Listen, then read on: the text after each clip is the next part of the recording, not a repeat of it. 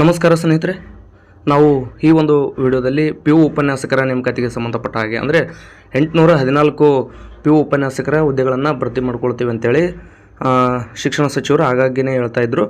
ಅದ್ರ ಬಗ್ಗೆ ಒಂದಷ್ಟು ಮಾಹಿತಿಯನ್ನು ನಾವು ನೋಡ್ತಾ ಹೋಗೋಣ. ಅದಕ್ಕೂ ಮುಂಚೆ ನೀವೇನಾದರೂ ನಮ್ಮ ಯೂಟ್ಯೂಬ್ ಚಾನಲ್ಗೆ ಸಬ್ಸ್ಕ್ರೈಬ್ ಮಾಡ್ಕೊಂಡಿಲ್ಲ ಅಂತಂದರೆ ದಯವಿಟ್ಟು ಸಬ್ಸ್ಕ್ರೈಬ್ ಮಾಡ್ಕೊಳ್ಳಿ. ಸ್ನೇಹಿತರೆ, ತಾವಿಲ್ಲಿ ನೋಡ್ಬೋದು, ನಿಮಗೆ ಸ್ಪಷ್ಟಪಡಿಸ್ತೀನಿ. ಮೊದಲಿಗೆ ಏನು ಅಂತಂದರೆ, ಇಲ್ಲಿ ಮಾನ್ಯ ರಾಜ್ಯಪಾಲರು ಓದದ ಭಾಷಣದ ಪ್ರಮುಖ ಅಂಶಗಳು ಅಂತ ಇದೆ. ಸೊ ನಾ ಇದು ಯಾವುದ್ರ ಬಗ್ಗೆನೂ ಚರ್ಚೆ ಮಾಡೋಕ್ಕೆ ಹೋಗೋದಿಲ್ಲ. ಅಂದರೆ ಸರ್ಕಾರದ ಪರ ಅಥವಾ ಸರ್ಕಾರದ ವಿರುದ್ಧ ನಾನೇನನ್ನೂ ಹೇಳ್ತಾ ಇಲ್ಲ, ಅಥವಾ ರಾಜ್ಯಪಾಲರ ಪರನೂ ಹೇಳ್ತಾ ಇಲ್ಲ, ರಾಜ್ಯಪಾಲರ ವಿರುದ್ಧನೂ ಹೇಳ್ತಾ ಇಲ್ಲ. ನಾನು ಹೇಳ್ತಾ ಇರ್ತಕ್ಕಂಥದ್ದು ಇಲ್ಲಿ ಇರುವಂಥ ವಿಷಯದ ಬಗ್ಗೆ. ಸೊ ಹಾಗಾಗಿ ಯಾವುದೇ ಗೊಂದಲ ಬೇಡ. ನಾನು ಈ ಯಾವುದೇ ವಿಚಾರದ ಬಗ್ಗೆನೂ ಚರ್ಚೆ ಮಾಡ್ತಾ ಇಲ್ಲ. ಕೇವಲ ನೇಮಕಾತಿ ವಿಚಾರಕ್ಕೆ ಸಂಬಂಧಪಟ್ಟ ಹಾಗೆ ಅಷ್ಟೇ ನಾನು ಇಲ್ಲಿ ಮಾತನಾಡ್ತೀನಿ. ತಾವಿಲ್ಲಿ ನೋಡ್ಬೋದು, ಕಲ್ಯಾಣ ಕರ್ನಾಟಕದ 7 ಜಿಲ್ಲೆಗಳಲ್ಲಿ 5267 ಹುದ್ದೆಗಳು ಹಾಗೂ ಇತರೆ ಜಿಲ್ಲೆಗಳಲ್ಲಿ 5000 ಶಿಕ್ಷಕರ ಹುದ್ದೆಗಳನ್ನು, ಅಂದರೆ ನಾ ಹಿಂದಿನ ಹಲವಾರು ವಿಡಿಯೋಗಳಲ್ಲಿ ಹೇಳಿದ್ದೀನಿ. ಏನಂತಂದರೆ HKK 5267 ಹುದ್ದೆಗಳು, ನಾನ್ HKK 5000 ಹುದ್ದೆಗಳು, ಒಟ್ಟಾರೆ 10,267 ಹುದ್ದೆಗಳು. ಅಂದರೆ ಹೆಚ್ಚು ಕಡಿಮೆ 10,000ರಿಂದ 11,000 ಹುದ್ದೆಗಳು ಆಗ್ಬೋದು. ಯಾಕಂದರೆ 5,000 ಅಂತಿದೆ, 5,000ಕ್ಕಿಂತ ಹೆಚ್ಚು ಕೂಡ ಆಗ್ಬೋದು. ಆ ಕಾರಣದಿಂದಾಗಿ 10,000ರಿಂದ 11,000 ಶಿಕ್ಷಕರ ಹುದ್ದೆಗಳಿಗೆ ನೇಮಕಾತಿ ನಡೀಬೋದು ಅಂತ ಹಲವಾರು ವಿಡಿಯೋಗಳಲ್ಲಿ ಕೂಡ ನಾನು ನಿಮಗೆ ಸ್ಪಷ್ಟಪಡಿಸಿದ್ದೀನಿ. ಈ ಒಂದು ವಿಡಿಯೋದಲ್ಲಿ ನಾವು ನೋಡೋದಾದರೆ, ಪದವಿ ಪೂರ್ವ ಕಾಲೇಜುಗಳಲ್ಲಿ 814 ಉಪನ್ಯಾಸಕರು ಹಾಗೂ 247 ಪ್ರಾಂಶುಪಾಲರ ಹುದ್ದೆಗಳನ್ನು ಭರ್ತಿ ಮಾಡಲು ಕ್ರಮವನ್ನು ಕೈಗೊಳ್ಳಲಾಗುವುದು ಅಂತೇಳಿ ಇಲ್ಲಿ ಇರ್ತಕ್ಕಂಥ ವಿಚಾರ. ಸೊ ಆ ಒಂದು ನಿಟ್ಟಿನಲ್ಲಿ ನೋಡೋದಾದರೆ, ನಮಗೊಂದು ಡೌಟ್ ಇತ್ತು. ಏನು ಅಂತಂದರೆ, 9th to 12th ಏನಾದರೂ ನೇಮಕಾತಿ ಮಾಡ್ತಾರಾ ಅಂತಕ್ಕಂಥದ್ದು. ಸೊ ಈಗ ಪುನಃ ಮತ್ತೆ ಬಂದಿರತಕ್ಕಂಥ ಮಾಹಿತಿ ಏನಂದರೆ, ಪಿ ಯು ಉಪನ್ಯಾಸಕರನ್ನೇ ಮಾಡ್ತೀವಿ, ಅಂದರೆ ಫಸ್ಟ್ ಇಯರ್ ಸೆಕೆಂಡ್ ಇಯರ್ಗೆ ಮಾತ್ರ ಈ ಪಿ ಯು ಲೆಕ್ಚರರ್ ನೇಮಕಾತಿಯನ್ನು ಮಾಡ್ಕೊಳ್ತೀವಿ ಅನ್ನೋಂಥದ್ದು ಮತ್ತೊಮ್ಮೆ ಇಲ್ಲಿ ಪುನರುಚ್ಚಾರ ಆಗಿರ್ತಕ್ಕಂಥದ್ದು. ಅಂದರೆ ಇದು ಸರ್ಕಾರದ ಒಂದು ಭಾಷಣದ ಒಂದು ಭಾಗ ಆಗಿತ್ತು. ಆ ಕಾರಣದಿಂದಾಗಿ ಬಹುತೇಕ ಇದು 814 ಹುದ್ದೆಗಳಿಗೆ ಈಗ ನೇಮಕಾತಿ ನಡಿಬಹುದು ಅಂತಕ್ಕಂಥದ್ದು. ನೋಡಿ, ಈ ಹಿಂದಿನ ಸರ್ಕಾರದಲ್ಲಿದ್ದಂಥ ಶಿಕ್ಷಣ ಸಚಿವರಾಗಿದ್ದಂಥ ಸನ್ಮಾನ್ಯ ಶ್ರೀ BC ನಾಗೇಶ್ ಅವರು 778 ಪಿ ಯು ಉಪನ್ಯಾಸಕರ ನೇಮಕಾತಿಗೆ ನಾವು ನೋಟಿಫಿಕೇಷನನ್ನು ಹೊರಡಿಸ್ತೀವಿ ಅಂತೇಳಿ ಆವಾಗ ಟ್ವೀಟ್ ಮಾಡಿದರು. ಆ ನಂತರ 778 ಹುದ್ದೆಗಳಿಗೆ, ಅಂದರೆ ಪಿ ಯು ಉಪನ್ಯಾಸಕರ ಹುದ್ದೆಗಳಿಗೆ ಹಣಕಾಸು ಇಲಾಖೆ ಪರ್ಮಿಷನ್ ಕೂಡ ಕೊಟ್ಟಿತ್ತು. ಆ ಪರ್ಮಿಷನ್ ಸಿಕ್ಕಂಥ 778 ಹುದ್ದೆಗಳನ್ನು ಈಗ ಮೀಸಲಾತಿ ಅನ್ವಯ ವರ್ಗೀಕರಣ ಮಾಡಬೇಕಲ್ವಾ. ಅಂದರೆ ಈಗ ಎಕನಾಮಿಕ್ಸ್ 180 ಪೋಸ್ಟ್ಗಳಿದ್ದು ಉದಾಹರಣೆಗೆ, ಆ 180 ಪೋಸ್ಟ್ಗಳನ್ನು GMS SC ST category 1 2A 2B 3A 3B ಹೀಗೆ ಅಲ್ಲಿ ರೋಸ್ಟ್ರನ್ನು ನಿಗದಿಪಡಿಸಬೇಕಾಗಿತ್ತು ಹುದ್ದೆಗಳನ್ನು. ಆ ಕಾರಣದಿಂದಾಗಿ ಏನಾಯಿತು, ಅಲ್ಲಿ ಒಂದಷ್ಟು ದಿನಗಳ ಸಮಯವನ್ನು ತೆಗೆದುಕೊಳ್ತು.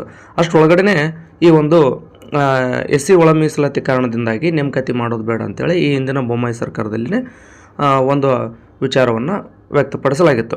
ಆಗ ಈ ಒಂದು ಪಿ ಯು ಉಪನ್ಯಾಸಕರ ನೇಮಕಾತಿ ಅಲ್ಲಿವರೆಗೂ ಇದ್ದಂಥ ಒಂದು ಅಪ್ಡೇಟ್ ಆಗಿತ್ತು. ಅಂದರೆ ಈಗ 778 ಇದ್ದಿದ್ದು ಈಗ 814 ಹುದ್ದೆಗಳಾಗಿದೆ.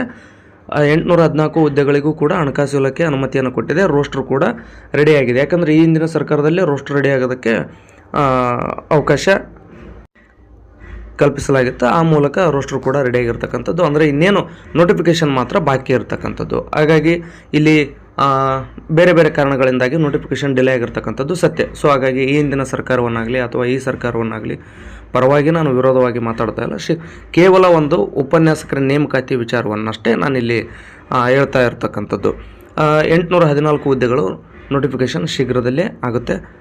ಮತ್ತು ನಮಗೆ ಇದ್ದಂಥ doubt 9th to 12th notification ಏನಾದರೂ ಆಗ್ಬೋದು ಅಂತಕ್ಕಂಥದ್ದು ಈಗ ಮತ್ತೊಮ್ಮೆ ಇಲ್ಲಿ ಸ್ಪಷ್ಟಪಡಿಸಿರೋದ್ರಿಂದ ಬಹುತೇಕ ನನಗನ್ಸಿದ ಮಟ್ಟಿಗೆ ಇದೊಂದು ನೇಮಕಾತಿಯನ್ನು 814 ಏನಿದೆ ಇದನ್ನು ಕೇವಲ ಪಿ ಯು ಲೆಕ್ಚರರ್ ಅಂತಲೇ ನೋಟಿಫಿಕೇಷನ್ ಆಗ್ಬೋದು. ಮುಂದೆ ಬರ್ತಕ್ಕಂಥ ನೇಮಕಾತಿಗಳು, ಅಂದರೆ ಮುಂದೆ ಪಿ ಯು ಅಥವಾ ಹೈಸ್ಕೂಲ್ ಅಂತ ಮಾಡೋದಕ್ಕಿಂತ 9th to 12th ನೋಟಿಫಿಕೇಷನ್ ಆಗಬಹುದು ಅಂತಕ್ಕಂಥದ್ದು ನನ್ನ ಅಭಿಪ್ರಾಯ.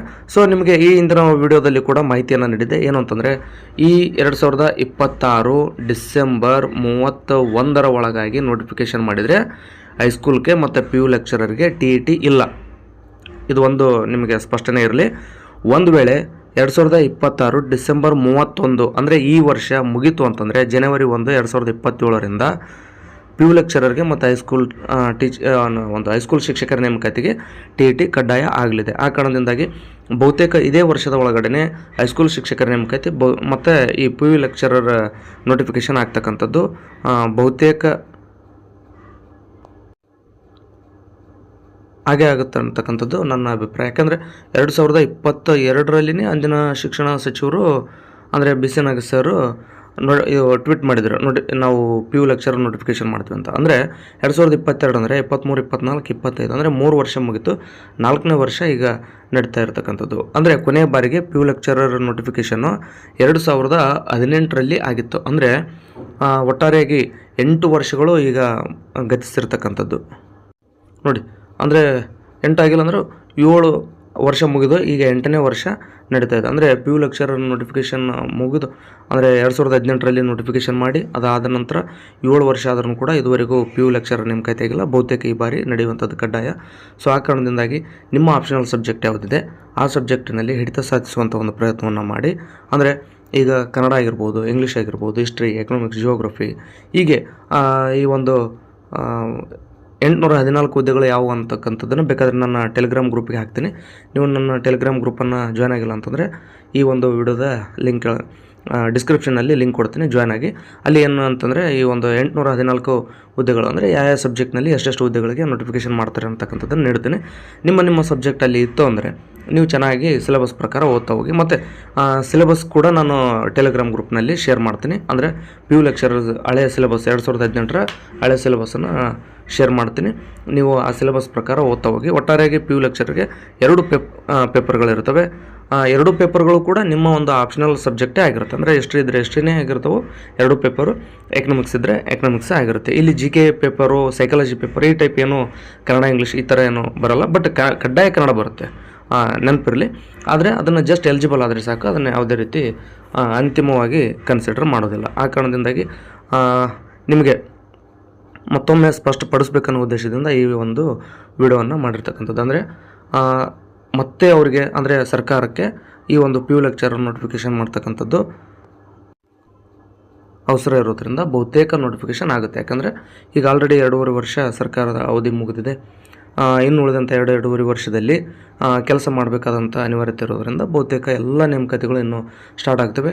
ನಿಮ್ಗೆ ಗೊತ್ತಿರಲಿ, 814 ಹುದ್ದೆಗಳಿಗೆ ಅಂದರೆ ಈಗ ಆಲ್ರೆಡಿ ಹಣಕಾಸು ಇಲಾಖೆ ಪರ್ಮಿಷನ್ ಕೂಡ ಸಿಕ್ಕಿದೆ ಮತ್ತು ಅದು ರೋಸ್ಟರ್ ಕೂಡ ರೆಡಿ ಆಗಿರೋದ್ರಿಂದ ಇದೇ ಫೆಬ್ರವರಿ 12ಕ್ಕೆ ಈ ಒಂದು ಅಂದರೆ ಈಗೇನು SC STದು 56% ಮಾಡಿದಾರಲ್ಲ, ಅಂದರೆ SC STದೇ 56 ಅಂತಲ್ಲ, ಒಟ್ಟಾರೆ ಮೀಸಲಾತಿ ಪ್ರಮಾಣ 56 ಆಗಿರೋಂಥದ್ದು. SC 17 ಮತ್ತು ST 7 ಏನಾಗಿತ್ತಲ್ಲ ಆ ಒಂದು ಮೀಸಲಾತಿಯ ಕೇಸು ಫೆಬ್ರವರಿ 12ಕ್ಕಿದೆ. ಫೆಬ್ರವರಿ 12ಕ್ಕೆ ಏನಾದರೂ ನೇಮಕಾತಿ ಮಾಡ್ಕೊಳ್ಳೋದಕ್ಕೆ ಒಂದು ಮಧ್ಯಂತರ ಆದೇಶವನ್ನು ಕೋರ್ಟ್ ಏನಾದರೂ ನೀಡಿದರೆ ಅಥವಾ ಅಂದರೆ ಸರ್ಕಾರಕ್ಕೆ ನೇಮಕಾತಿ ಮಾಡ್ಕೊಳ್ಳೋದಕ್ಕೆ ಅವಕಾಶವನ್ನು ಏನಾದರೂ ಕೊಡ್ತು ಅಂದರೆ ಫೆಬ್ರವರಿ 12 ನಂತರ ಯಾವಾಗ ಬೇಕಾದರೂ ಪಿ ಯು ಲೆಕ್ಚರರ್ ನೋಟಿಫಿಕೇಷನ್ ಹೊರಡಿಸ್ಬೋದಾಗಿರುತ್ತೆ. ಸೊ ಇದಿಷ್ಟು ಈ ಒಂದು ವಿಡಿಯೋದ ಮಾಹಿತಿಯಾಗಿತ್ತು. ನಿಮಗೆ ಹೆಲ್ಪ್ ಆಗಿದೆ ಅಂತ ನಾನು ಭಾವಿಸ್ತಾ ಈ ಒಂದು ವಿಡಿಯೋನಲ್ಲಿ ಮುಗಿಸ್ತಾ ಇದ್ದೀನಿ. ಧನ್ಯವಾದಗಳು.